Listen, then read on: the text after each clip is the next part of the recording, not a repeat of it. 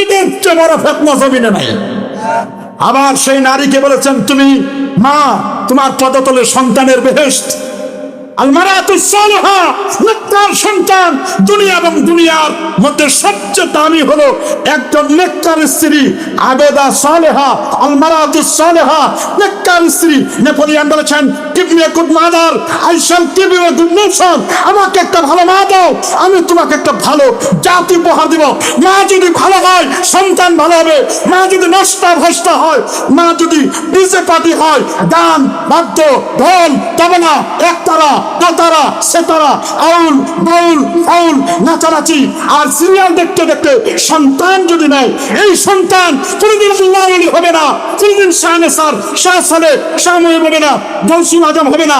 এটা হবে আয়ুব বাচ্চুর মতো এইরকম গায়ক।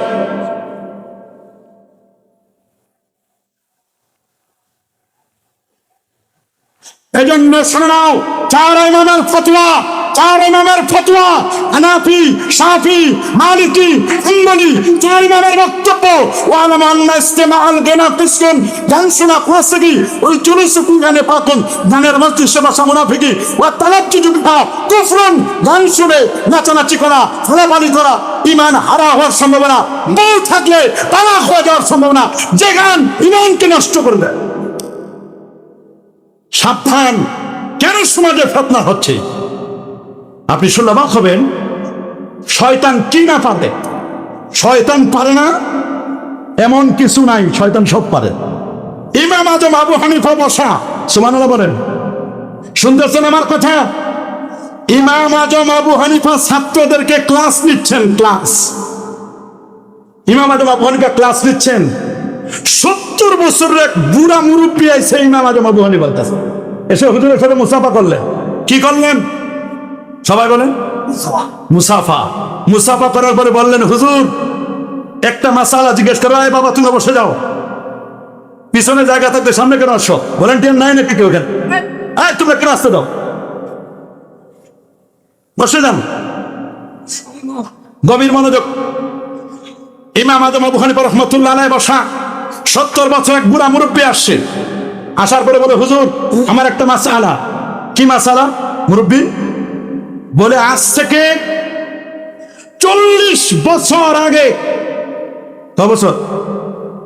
40 বছর আগে আমার টাকা পয়সা, স্বর্ণ রৌপ্য মণিমুক্তা মাটির নিচে আমার বাড়ির চতুর্দিকে পুঁতে রাখছি, কিন্তু কোন জায়গায় রাখছি আমার ব্রেনে কাজ করে না।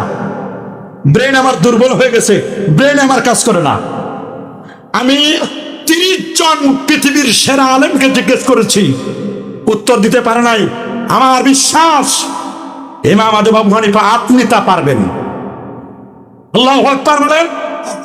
আবু হানিফা বদ ইমামে বাসফা আসরাজ উম্মাতান মুস্তাফা সাহেব আবু ইউসুফ ও কাজী সুদা ওয়াস মুহাম্মদ যুলমান রাজি সুদা। ইমাম আজমকে যখন জিজ্ঞেস করলেন, ইমাম আজম বলেন, এটা আপনার ব্যক্তিগত ব্যাপার, এটার উত্তর আমি কেমনে দিব? বলে, না আপনি পারবেন। ইমাম মালিক বলেছেন, আপনার ব্যাপারে আপনি ইচ্ছে করলে একটা কাঠকে স্বর্ণ যুক্তি দিয়ে স্বর্ণ বানাই দিতে পারেন, এই যোগ্যতা আল্লাহ আপনাকে দান করেছেন। বলে, আচ্ছা ঠিক আছে, আপনি যেহেতু বলছেন তা আমি আপনাকে এটা উত্তর দিব, ঠিক আছে। ইমাম আজম আবু হানিফা রাহমাতুল্লাহ আলাইহি মুরব্বীকে ডাকলেন, মুরব্বী আপনি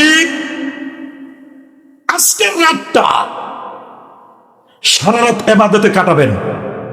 আল্লাহ চাহে তো ফজরের আগে আপনি আপনার সম্পদটা পেয়ে যাবেন।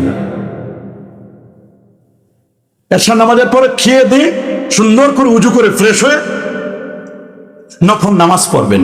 সুবহানাল্লাহ। ইমাম আজম আবু হানিফা রাহমাতুল্লাহ আলাইহির কথা মতো লোকটি সব কিছু ঠিকঠাক করে এশা নামাজের পরে খেয়ে দিয়ে উনি এবার একেবারে সুন্দর মতো নামাজে দাঁড়ান। আল্লাহু আকবার। নামাজে দাঁড়ায় গেছেন, সূরা ফাতিহা তেলাওয়াত করছেন। আলহামদুলিল্লাহি রাব্বিল আলামিন, সূরা ফাতিহার প্রথম একটা আয়াত শুরু তেলাওয়াত করছেন। আলহামদুলিল্লাহ আমাদের প্রধান বক্তা চলে এসেছে। নারায়ে তাকবীর, নারায়ে রিসালাত, আহলে সুন্নাত ওয়াল জামাত।